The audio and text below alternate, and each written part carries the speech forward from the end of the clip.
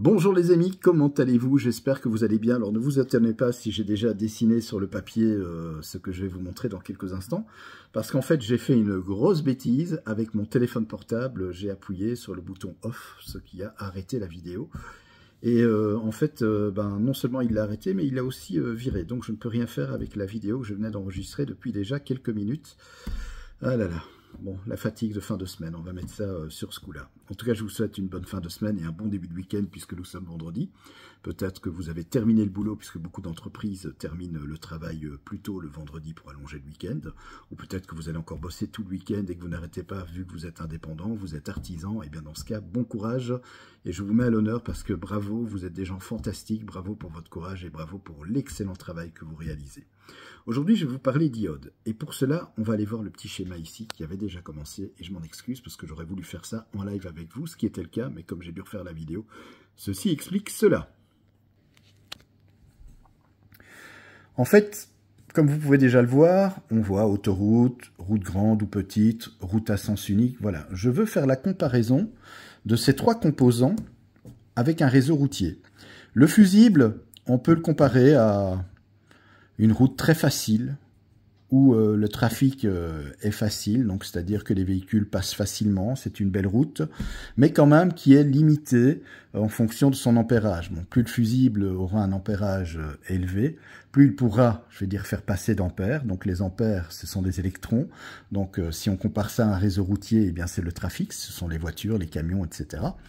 Et plus le fusible aura un ampérage faible, petit, voire un fusible d'un ampère par exemple, ou 500 milliampères, et bien à ce moment-là, il pourra faire passer moins de trafic, puisque tout simplement, s'il y a trop d'électrons qui le traversent, trop d'ampères, il va fondre. C'est son rôle pour protéger les circuits dans une installation électrique contre les surcharges et les courts-circuits pour éviter les incendies et de gros problèmes. Dans les circuits électroniques, pour protéger les composants électroniques. C'est lui qui rend l'âme pour justement protéger ses petits copains, ces petits composants électroniques, voilà, qui sont très fragiles. Voilà, ça c'est pour le fusible. La résistance maintenant. La résistance, c'est une route qui peut être grande ou petite en fonction de sa valeur. Alors là, on ne va pas parler en ampères, on va parler en ohms. Vous avez déjà entendu parler de la loi d'Ohm, la résistance s'exprime en ohms. Alors, à noter aussi que le fusible et la résistance, contrairement à la diode, n'ont pas de polarité. C'est-à-dire que le fusible, vous pouvez le mettre dans le sens que vous voulez, ça ne change rien. Et la résistance, pareil. Donc, que vous mettiez la résistance sur un circuit imprimé comme ceci ou dans l'autre sens, ça va absolument rien changer. Il n'y a pas de polarité. Mais la résistance, en fait, c'est soit une petite route ou une grande route. Plus la résistance sera faible, plus elle sera faible, plus elle va pouvoir faire passer d'électrons. Donc, c'est-à-dire que le trafic sera quand même fluide elle ne va pas poser de résistance à ce trafic d'électrons, si vous voulez. Et plus sa résistance va augmenter en ohms, là, elle va opposer une résistance, donc ce qui fait que les électrons vont se déplacer beaucoup plus difficilement, vont être ralentis et ça va créer un échauffement. Voilà donc le rôle de la résistance. Alors, vous allez me dire, mais c'est quoi le rôle de la diode dans tout ça? Et vous l'avez déjà vu. J'ai marqué route à sens unique. Eh bien oui, la diode, elle est polarisée. Donc si on doit la comparer à un réseau routier, c'est une route à sens unique. C'est-à-dire que le sens de circulation, dans un sens est autorisé, mais pas dans l'autre. Donc d'un côté, vous avez la flèche qui vous dit « allez-y, vous pouvez vous engager ». De l'autre côté, vous avez le gros panneau « sens interdit » qui vous dit « non, vous ne pouvez pas revenir dans l'autre sens ». Il y a deux pannes au niveau des diodes qui peuvent se produire. Soit la diode est cramée et là, elle n'est plus passante. Donc c'est-à-dire, voilà, elle est foutue. Ou alors, elle peut se mettre en court-circuit, c'est-à-dire qu'à ce moment-là, elle va se comporter comme un fusible. Donc, il n'y a même plus de polarité, il n'y a plus de sens. Le courant pourra aussi bien aller dans un sens que dans l'autre. Et là, elle est foutue aussi, si la diode est en court-circuit. L'application de la diode, on la retrouve notamment dans les alimentations stabilisées à double alternance. C'est déjà le schéma que j'ai commencé, que vous voyez ici. On la retrouve également dans un circuit alternateur, enfin dans l'alternateur même de la voiture, puisque je rappelle, l'alternateur de votre voiture, au départ, c'est du triphasé alternatif, qui ensuite va être redressé par des diodes pour pouvoir faire une base courant continu, tout simplement, avec le régulateur de tension. Je rappelle, le régulateur de tension dans un alternateur permet, même si vous roulez plus vite, imaginez vous montez sur l'autoroute et vous roulez à 120-130 km/h, forcément la courroie d'accessoires qui entraîne votre alternateur va aller plus vite, c'est logique, et ça permet à l'alternateur de garder une tension constante en courant continu comprise entre 14 et 15 volts, pas plus, parce que si c'est plus, non seulement tous les circuits électroniques de la voiture, le calculateur, mais aussi la batterie, risquent de prendre très très cher si la tension est trop élevée et de faire des dommages très importants. Donc c'est pour ça qu'il y a le régulateur de tension, et il peut y avoir des pannes sur ce régulateur de tension avec des soucis au niveau de la batterie, mais pas seulement des soucis au niveau de l'électronique de la voiture. Mais bon, on va parler de la diode. La diode, dans ce cas-ci, j'ai pris l'exemple d'une alimentation stabilisée. Donc d'un côté, on a un transformateur ici, abaisseur de tension. Donc on rentre avec le 230 volts alternatif et on ressort avec le 12 volts alternatif. Alors le but de la diode, l'alternatif, comme vous le savez, c'est une sinusoïde. Donc c'est-à-dire que c'est un courant qui va changer de sens. Alors peu importe, 50 fois par seconde, 100 fois par seconde, voilà. On s'en fout encore de la fréquence, parce que je sais que vous êtes nombreux à dire « Ah oui, attention, c'est pas 50 Hz ».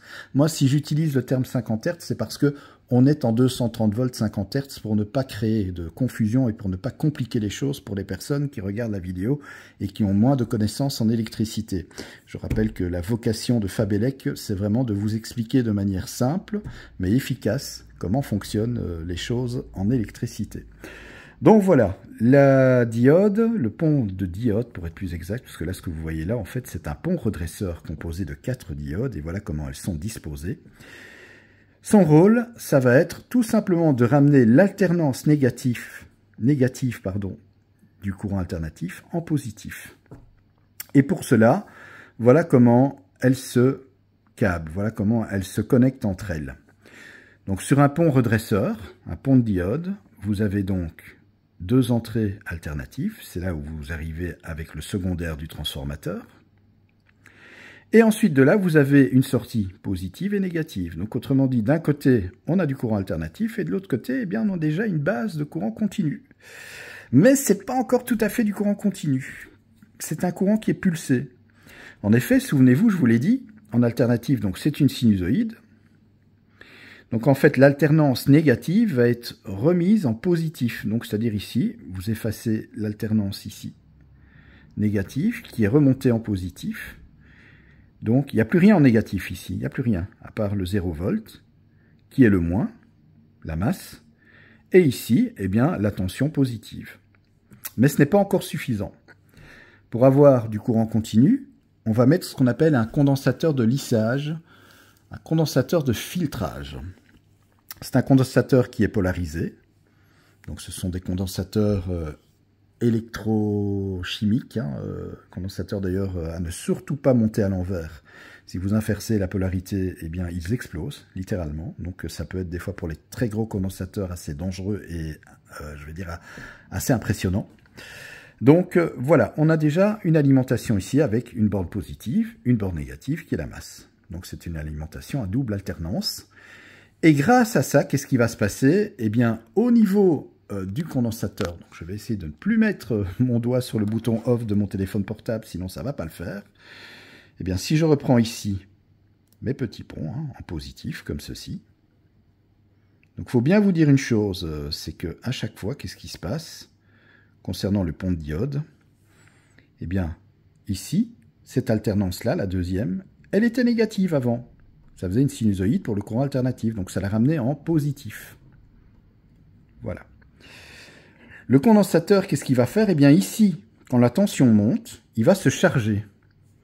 Et ici, on arrive au pic, et puis ça commence à redescendre. Et c'est là, au moment où ça commence à redescendre, qu'il va se décharger comme ceci. Et à chaque fois, il va se décharger. Charger, décharger, charger, décharger, et ainsi de suite. Donc ça, c'est le rôle ici du condensateur. De telle sorte que, au final, on va avoir un signal qui va ressembler à ceci. Voilà. Avec une base à 0 volt, qui est la masse. Et ici, par exemple, du plus 12 volts. Donc on a bien du courant continu. C'est pour ça qu'on appelle ça un condensateur de lissage. Donc, il va permettre, je vais dire, de passer, d'un courant pulsé, comme ça, ou d'une tension pulsée, à une tension, un courant continu, qui se rapproche très fort. Et pour les très bonnes alimentations, eh bien, c'est comme un accumulateur ou une batterie. Donc, c'est un courant continu qui est vraiment parfait. Voilà donc pour l'explication de la diode. Donc retenez bien que la diode, elle est passante dans un sens et non passante dans l'autre. Donc c'est-à-dire que dans un sens, elle laisse passer le courant, mais dans l'autre sens, elle bloque le courant, elle l'empêche de passer. Voilà l'explication pour la diode. Elle a donc, par rapport à un fusible ou une résistance, elle a donc une polarité, exactement d'ailleurs comme le condensateur ici électrochimique. Pareil, il a une polarité, absolument à ne jamais inverser, hein. Ça c'est très très très important. Voilà, j'espère en tout cas que cette vidéo vous a plu sur l'explication de la diode. J'espère que c'est beaucoup plus clair pour vous qui m'avez posé la question. En attendant, eh bien, je vous souhaite un très très bon vendredi, un excellent week-end. Profitez bien de celui-ci. Pour l'instant, en tout cas chez nous en Belgique, les températures sont en train de se radoucir. Et la neige et la glace commencent à fondre. Bon, c'est déjà une bonne chose pour nos routes, justement. On parlait de routes, ben voilà, c'est vrai que ça a été assez compliqué, mais je viens de voir chez vous en France que la situation a été catastrophique. Vous avez eu une tempête avec non seulement eh bien, de la neige, de la glace, mais aussi pas mal de dégâts sur le réseau électrique. Et j'en reviens à la vidéo que j'ai fait hier, où je vous parlais du réseau. On a eu aussi quelques soucis en Belgique, mais pas aussi importants quand même que chez vous, quoique j'ai vu des dégâts sur certaines lignes. Mais en fait, c'est toujours le même problème. La neige est collante, la neige est riche en eau, et donc ça va former un manchon de glace sur les conducteurs électriques. Ça va faire un poids considérable qui va faire que le conducteur va se rompre. Et si ce n'est pas le conducteur, ce sont les nappes-voûtes, ce sont les armements, ce sont les points d'ancrage, les isolateurs qui lâchent. Mais dans tous les cas, ça fait des dégâts. Et puis, si c'est pas la ligne elle-même qui cède, c'est peut-être, si elle se trouve dans une zone boisée, eh bien un arbre qui va casser, une grosse branche qui va casser, qui va arracher les câbles. Donc ça provoque évidemment d'importants dégâts sur le réseau électrique et d'importantes pannes d'électricité. Donc pour les Français qui seraient encore sans électricité actuellement, dites-vous bien qu'Enedis travaille d'arrache-pied pour résoudre et faire en sorte qu'il y ait un retour à la normale de la situation et que vous retrouviez le plus rapidement possible l'électricité, vu qu'il ne fait pas chaud en plus. Donc voilà, vous inquiétez pas, Enedis fait aussi un travail formidable et est sur le terrain pour réparer tout cela. Et quand les dégâts sont trop importants sur une ligne, eh bien on prend une solution qu'on appelle de rustine quelque part. On met un groupe électrogène sur le réseau basse tension. Il faut bien sûr que le réseau basse tension soit en bon état pour réalimenter les clients en électricité via ce groupe électrogène. Voilà. Allez, je vous embrasse. À bientôt pour une nouvelle vidéo en électricité. Merci pour vos nombreuses questions, pour vos réactions. Merci d'être aussi bienveillant envers la chaîne Fabelec et envers moi également. Allez, je vous embrasse. À bientôt.